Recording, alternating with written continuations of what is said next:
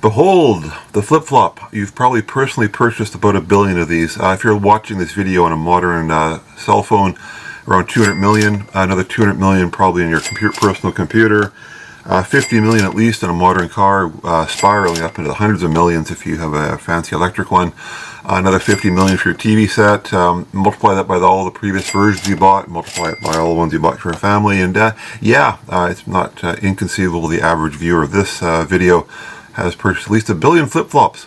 To sort down what this thing called the flip-flop is, let's take a look at this particular part and reverse engineer it. This is the 4013. This is actually a fairly old part from the 1980s. It is a good example, however, of a CMOS flip-flop. All silicon these days is CMOS. And quite frankly, design lessons that are shown in this particular device will be carried forward from the 1980s all the way up to the modern gadgets you have in your hand. It is 2 flip-flops in this package, so it's going to be very easy to actually take this under a microscope and take a look at the individual transistors which make up a flip-flop. So this video is in 2 parts. This is just schematic symbol for a flip-flop. I have an introduction if you'd like to be refreshed as to what a D flip-flop is. It's so-called named D flip-flop because that's the data input there. And the second half of the video, we'll do a silicon level analysis. So if you know what a D flip-flop is, you can skip the first half of the video and look at all the juicy details of a diphoto and the transistors that it contains. If not, of course, we'll just refresh your memory as to what is a D flip-flop and how does it operate. So here's the most simple setup of 4013. I'm only using half of it, 1 flip-flop. I have a little push button on the data line, another push button on the clock line, and then I have a scope probe on the output of the flip-flop. Let's just press these buttons just so we can refresh our memory of how a D flip-flop works.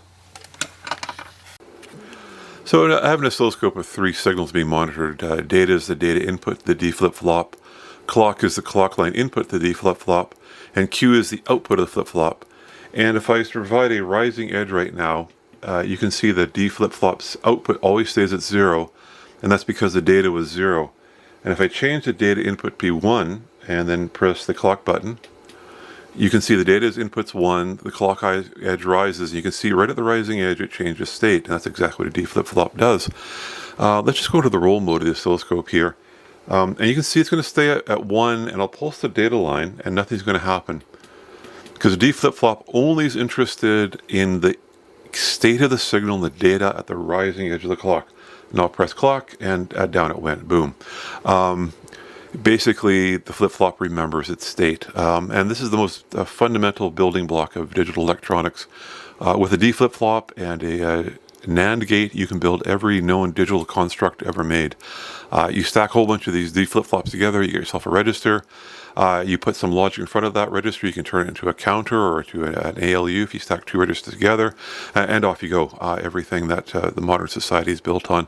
This is the silicon die that was in that package. As I mentioned, it's a 2 flip-flop design. And if you look closely, there's a line of symmetry here.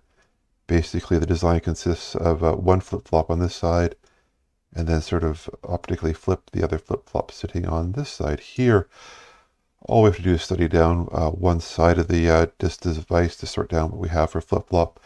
There's 28 transistors on this particular type of flip-flop design. A little hard to see what's going on below on the transistor level, so I always take 2 photographs. This is what's known as top metal. And if you dissolve the metal in acid, you can then see the polysilicon layer. You can see the actual individual transistors. Let me just highlight one. Sort of nestled nicely in its little well here. You normally then try to figure out where the pads are on the design. This is a power pad here. It's almost certainly the VCC. And the ground is down here.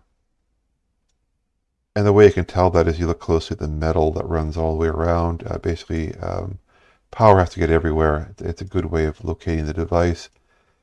And once we've located the power and ground, you can actually then sort down the actual pins. And just here's the pins located. The next part on the design was, of course, start to find out something common like a D input for the flip-flop. And if we just look closely down here, we can see the polysilicon meandering up here into a gate. And from there, you can actually reverse engineer a schematic. However, we're very fortunate in this era, the vendor actually provides schematics for the devices. Okay, so this is known as a transmission gate flip-flop. The schematic here obviously has a lot of transistors, so it makes it a little harder to understand. If we take away the transistors that are responsible for setting and resetting the flop and just take a look at the clock data and Q, it becomes a little bit simpler. Key takeaway from here, basically, it's two latches in a row. There's one latch here and one latch here.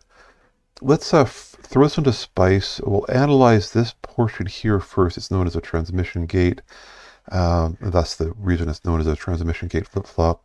And then we'll push on forward this way and understand how the latch works. Okay, the very first thing to understand is what's known as a transmission gate, because that's the first thing on the circuit. To use a transmission gate, you place a PMOS and an NMOS back to back. And then a gate is controlled with two signals that are 180 degrees out of phase. And that's very simply created by just having two inverters in a row. So signal comes in, it's inverted, and then it's inverted again. If you draw your attention up to the signal lines here, you can see that whenever the clock line is low, the output mimics whatever is on the input. And when the clock line rises high, it basically turns off the gate, and you can see the output drops to 0 because there's nothing driving it anymore. So this is very much a switch in the very first part of the flip-flop design, and it's a fundamental building block of CMOS gates. Okay, so here's the whole flip-flop put together on Spice. There's basically two latches, one here, and then the circuit gets repeated here. The first thing we notice, of course, is this is the transmission gate we just spoke of. And then it's two inverters in a row. And then it's another transmission transmission gate coming this way. So when the signal is, the clock is low, the data is driven through two inverters, so it basically comes out the way it is, which doesn't sound too exciting, and gets passed on to the next section.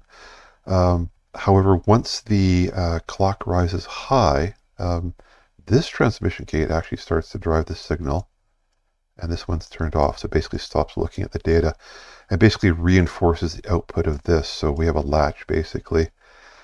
Then it goes to another transmission gate. Now, if you look closely, the transmission gate sense is actually inverted here, so there's basically an inversion. So when the clock goes high on this one, this transmission gate opens up, goes through an inverter, goes out to the output then of the flop, and then there's that reinforcement, that feedback loop here. So that is the fundamentals of a flip-flop. Well, there we go, the D flip-flop. It's probably as equally important as the wheel and the lever was to previous civilizations, for without a D flip-flop, our modern digital society could not exist. Perhaps something people aren't aware of with the hundreds of millions of flip-flops they always carry around in their pockets each day. I hope you enjoyed that video. If so, please give it a thumbs up, and we'll see you on the next one.